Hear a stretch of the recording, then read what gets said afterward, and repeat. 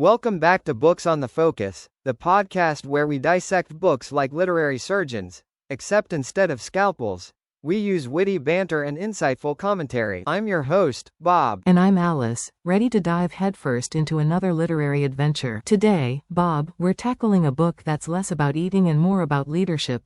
Leaders Eat Last: Why Some Teams Pull Together and Others Don't. Ooh, a book with a title that sounds like a riddle. So, Alice, let's start with the basics. This book, written by the ever-popular Sinek, first graced our shelves way back in January 7, 2014. It's a hefty tome at 350 pages, a perfect size for a long, cozy night, or a short, frantic panic reading session before a book club meeting. It's got a solid 4.10 rating out of 5, which, considering the subject matter, sounds quite impressive. Exactly. And the genres? It's a smorgasbord of goodness: leadership, business, nonfiction, self-help.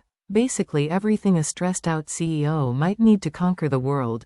Or at least their quarterly reports. The synopsis, though, is where it gets really interesting. It basically argues that great leadership isn't about power plays and corner offices, but about creating a circle of safety, where team members feel valued and trusted. Sounds suspiciously like a cult, doesn't it? Just kidding, mostly. But seriously, the idea of leaders sacrificing their own comfort for their team.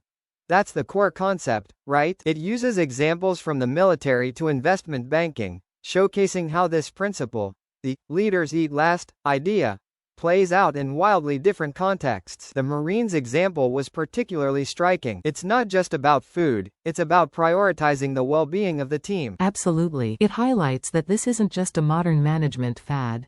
Sinek argues it's rooted in our biology, in our primal need for safety and belonging within a group. He connects this biological need to the modern workplace, suggesting that fostering trust and cooperation is key to building high-performing teams. I mean, who doesn't want a workplace where everyone feels valued? Exactly. It's a fascinating blend of biology, psychology, and practical leadership advice. While the 4.10 rating might not scream 5-star masterpiece, the book clearly resonates with many readers, offering valuable insights into building stronger, more cohesive teams. And let's be honest, who wouldn't want to work in a place where the leaders are literally putting others first? It's a pretty compelling idea. That's a perfect wrap-up, Bob.